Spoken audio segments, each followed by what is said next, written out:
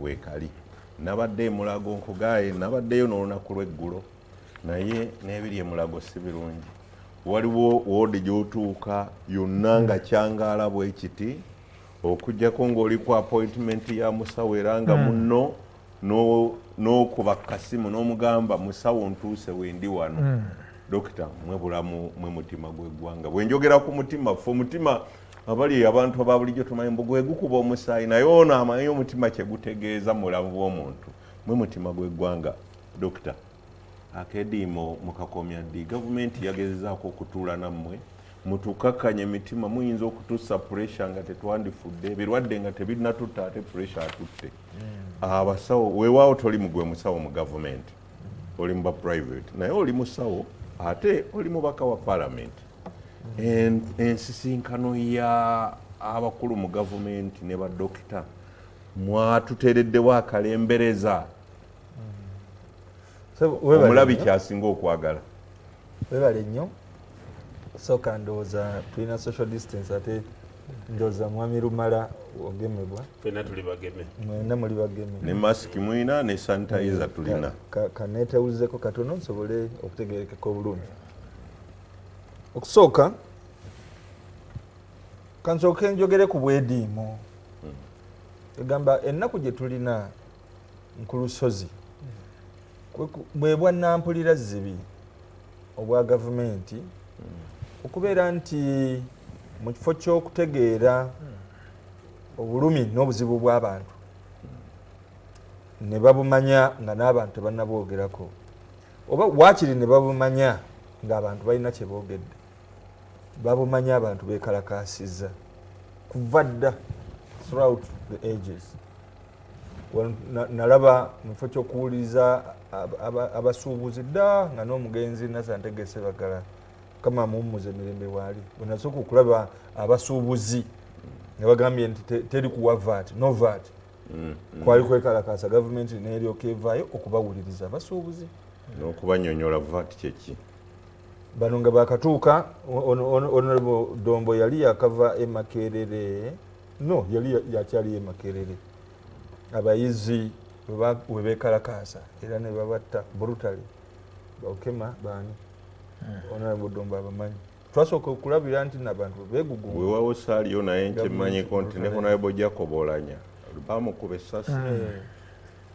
Kugamba okwekalakaasa ne kugenda nga kuyingira mu mitema gy'abantu nti y'engeri yokka yokka eno gavumenti ya President Museveni weesobola okuwuliriza nga mwotadde n'ababaka okukyusa embeera mu ngeri ki gye basobola okuwulirizibwa. Mwali temulabangako babaka ba palamenti nga beegugungira mu palamenti nga bwe kyali mu biseera ebyo. Kagamba omuntu okuyisaawo kyayagala gavumenti ewulirira mu bwegugungu ate nga President Museveni yakiwandiikako mu gundi mu thesis ye. Ensonga bwetuuka ku individual level nga weerwanako oteekwa okubeerawo social conversion. Yenda osome gundi thesis ye ya Francis Fanon. Kati abantu ekyo ndowooza gye bakisimbula ne bategeera nti bw'oteegugunga bw'otateekawo kagugumuko ono tategeera mangu kyoba oyagala. Nga tonagenda wala dokita, olowooza weewaawo koozi yammwe ng'abasawo tuyinza okuba tugiwagira nungi, naffe tubaagaliza obulungi, tulaba bye mutufaako mu bulamu.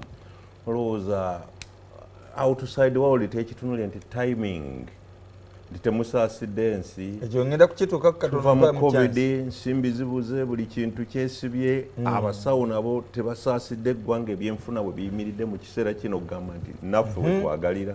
Ekyo ngenda kukituukako naye nga mbadde njagala tusooke tuve eno nkubuulire nti tuswala n'okuswala.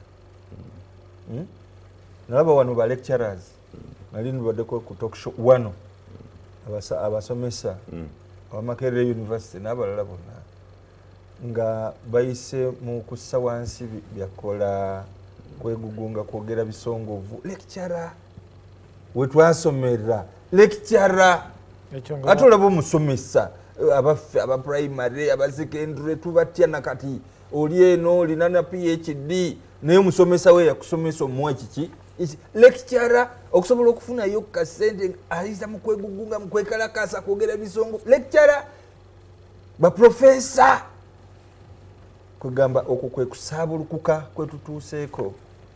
Kaakati bwe tugenda mu kyabasawo ate ne gujja bagira ekyamazima waliwo n'amateeka agafuga mass action. Okay. Yes. Ne collective bargaining.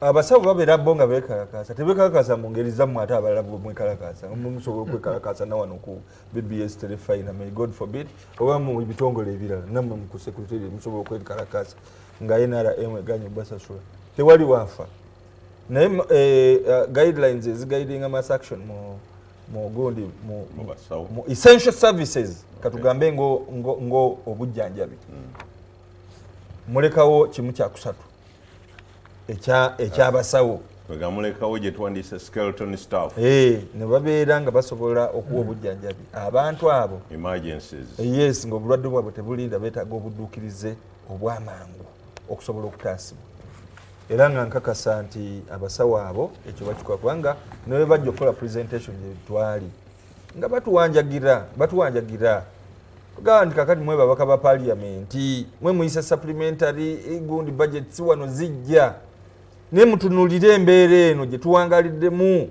tuwadde ultimatum ya nnaku 9 gavumenti tewulira eganye okubaako kyekola ne muyisa supplementary twagala bwe mubeera nga ensonga zaffe ezo teziriimu mugaana okuyisa supplementary n'ensonga ezo n'okujja tezajja mu supplementary eno yakayisibwa ntuula ku budget committee ebyabasawo kale basajja battu ne bakazi battu bagenda okutunulira ebintu ebyo bwe bitambula n'ensonga yaabwe gye bamaze ebbanga nga bateesa n'omukulu w'eggwanga yennyini kabwejungira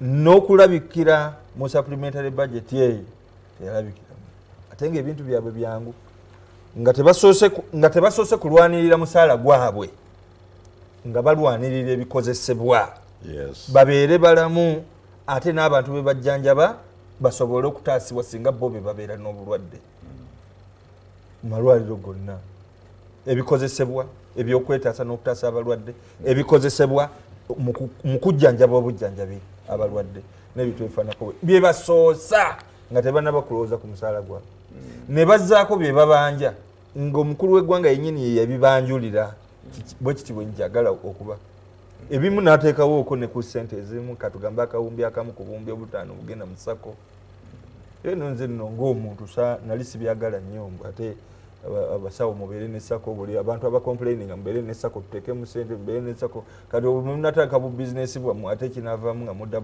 kulabirira bizinesi bifo kyokulabirira emirimu gyammwe nze sandikirizganyiza nakyo naye nali kyenzikiriziganya nakyo salary enhancement kubanga wano mu Uganda omusawo bw'obanga oyagala okulaba abasawo abanaku mu nsi yonna yonna otuukira Uganda kuba n'ensi enjavu zivaluwinga obulamu bw'abantu baazo ate nga bo ekyokulwanyisa kyabwe gamba nti waakiri abasawo babeere nga baweebwa ensimbi ezimala babeere contented bakole emirimu gyabwe bajja kubeera nga basobola okujjanjaba eggwanga so ekyo naawe kyekyandikusiseeyi ng'omuntu ayagala okufuna obujjanjabi gamba nti yes mbonaabona naye bambi abantu bano beetaaga okufiibwako yeyo embeera eriwo kakati nategedde nti no basinkanya omukulu w'eggwanga naye ndowooza akadimu tebannabakajjawo era nawulidde baspokesman baabwe nga bategeeza nti ffe kyetwagala omukulembeze w'eggwanga gwe twatuula naye era naluli era gwe twatuula naye yeyogera ku by'okutwongeza ensako ey'omusawo asookerwako era netussa wansi egundi netuddamu okukwata stethoscope n'ebikola netuddayo mu malwaliro ebbanga lyekulumuludde ddene bwe riti mpaawo kigenze mu maaso okujjako obuusa mambira obumu kiba kitegeeza nti wabeera nga akutte peeni oba bw'aba nga ayatudde ekigambo lyandibadde etteeka bali bandibadde bateekesa mu nkola n'abali ku NRM secretariat nga basobola okupushinga okusobola okulaba ekibiina kyabwe tekinyanka nti omukulembeze w'eggwanga bw'aba nga ayogedde kiteekebwe mu nkola ezo tutera ziyita na presidential directive era president bw'aba nga alagidde ekintu tetukidibetinga nako kigenda bugenzi mu maaso bakiteekako buteesi ssente naye ssebo wano wetwalabira nti n'ekigambo kya president kyayisibwamu olugaayo abaali bateekwa okurecruitinga abasawo abaali bateekwa okulaba nga enhancement ey'emisaala egenda mu maaso ensako egende yeyongereko waggulu tebakiteeka mu nkola ng'ate balindirira omukulembeze w'eggwanga lwanaavaayo buto naye ate omukulembeze w'eggwanga naye tavaayo ate okuggyako nga mutaddewo kwegugungo kapya zembeera ze bwewaawo kakati bwati bwamanyiziza otuuke ku kiri ekya timing. Yes, kati timing abasawo bo gye batunuulira yeya budget cycle. Okay. Kubanga tutandise okukola budget, district budget framework gundi zivuddeyo, conferences zivuddeyo, government etandise process ey'okulaba biki byegenda okuteekako ssente. Nolwekyo yene timing ki entuufu. Omanyi kyenjogerera ku timing nkutunuuza ku bulwadde embeera gye tubaddemu. Economy ebadde shut down for 2 years. Abasawo lwaki awo temugizeeko ne mugamba nti weewaawo twetaaga otwongera ku nsimbi naye economy ebadde crippled for 2 years. Ate ffe tusabe bino. Sebo mukama wange abantu bano bava mu lutalo lwa kulwanyisa covid. Abamu balusuddemu akaba. Weewaawo. Abalala tebaweereddwa na nsako n'ogamba nti oba family zaabwe bazicompensating. Bafiiridde ku mulimu. Kati batumaze okutuggusa. Tuyise ku lutindo olutono bwe tuti enoogwa n'enoogwa batuyisizaawo. Kakati tumaze okusomoka bwe tuti tusomose. Covid tumulinye ku nfeete. Ekyamazima era osanga era nga twagala okwebaza enteekateeka zonna okubeera nti covid tumulinye ku nfeete. Naye twebaza abasawo. Tewabadde kusamuka teri kusamwoyo okusobola okulaba nga bannayuganda bataasibwa batusomosezza. Kati budget gundi process kweri bagani naye bannange nga tumaze okubasomosa naye kintu tukirowoozeeko n'okukirowoozaako mu supplementary budget eyakayisimu tekyalowoozebwako basuubira kukola ki. N'olwekyo timing ntuufu. Teba complainingidde wali complaints zaabwe tezijjidde wali mu covid wakati. Maybe nyinza okubuuza ku kya budget mulimu supplementary gyolaba gye baataddemu naawe wanditadde ku minzaani n'ogamba nti olekayo otya abasawo supplementary yaabwe ey'okubongeza ne kye batukoledde mu covid n'okola supplementary eya kino nga bw'otunulya agency ya buli kimu nga naawe wandiga nti ekyomusawo kye kyandisoose. Nkubuulire bino bye tulimu singa tuba tuzze wano Ssaabasajja Kabaka n'asiima ne tujja wano kusunsula budget n'olaba biki bye tutunuulira biki bye tuteekako tuteekako ssente osobola n'okwewuunya.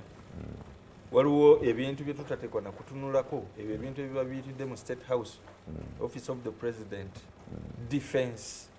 Kakati waliwo bino ebya Science and Technology bye wawulidde ebyatwalibwa mu Office of the President. Osobola n'okwewuunya oba we are having our priorities right. Owulidde naye lwakubeera nti bikomerere public information. Singa Ssaabasajja Kabaka aba asiimye nti tujje ne musajja wa Kabaka sozi atusoyesoye ate kino oba kiri ate kino tukisunsule mu supplementary eyo kuba budget ebeera nnene nnyo ebeera ngazi era eba yeetaaga obudde bungi nnyo naye tugamba tutunule component emu supplementary. Oyite Mwami Dombo Emmanuel ali mu kibiina ekigugubidde mu buyinza okumala ebbanga lino lyonna era nga bakyayagala okubeerawo okwo ofune naffe ofune ba experts nga webali tusunsule bannayuganda bwe basobola okukola judgment nga ngenda okuwumuzaamu. Twetaaga defense naye nakiro tukyetaaga nga ngenda okuwumuzaamu supplementary abasomesa aba science ekyabwe kyayiseemu. My worry bagamba January date tetunakakasa bagikyusakyusa naye we are sure nti omwaka ogujja waakiri mu January okusoma kuddamu. Naye abasomesa ba science ndabanga tunaaba twakatandika bakole ekyabasawo kye bakoze babagamba miliyoni 4 mu supplementary teziriyo. Kakati era bwe kyetuyita supplementary ezimu ku nsimbi ezo era ezisinga obungi ku nsimbi ezo ziba zaakozesebwa era nga twazikozesa bannange naye yeno embalirira gye twayitamu okuzikozesa n'olwekyo muteekeeko ekinkumu akulaba tagambe nti twazikozesa mu butuufu akulaba tagambe nti that's rubber stamping rubber stamping kyandibadde nga rubber stamping well musobola okuteekamu obwongo ne mubuuza zino zikomewo zino mugamba mwazisipendinga naye si mu butuufu twagala ekintu kino gamba musobola okuteekawo embeera naye gye kikoma mugamba okay tukkiriza zino zaali ziteeka okukozesebwa ensonga baziwadde zino zaali ziteeka okukozesebwa n'olwekyo parliament teyakonsult era baali mu tteeka naye waliwo zino ezandibadde ziyitibwa mu process eya budget ze mugamba nti mwazikozesa naye nga mwandibadde musooka consultinga parliament ngenze wasinia kamalirize ne musunsula ebintu ebyo ne biggwa mu government eyandibadde ey'obuvunaanyizibwa yandigaa okay tukkiriza tujja kisuspendinga tususpendinge tukirinze process eri naye wano waliwo kinyoola mukono nti ze muba muganye era still baba baagala muziyise kyenvudde nkiyita rubber stamping muteekeko rubber stamp kigende mu maaso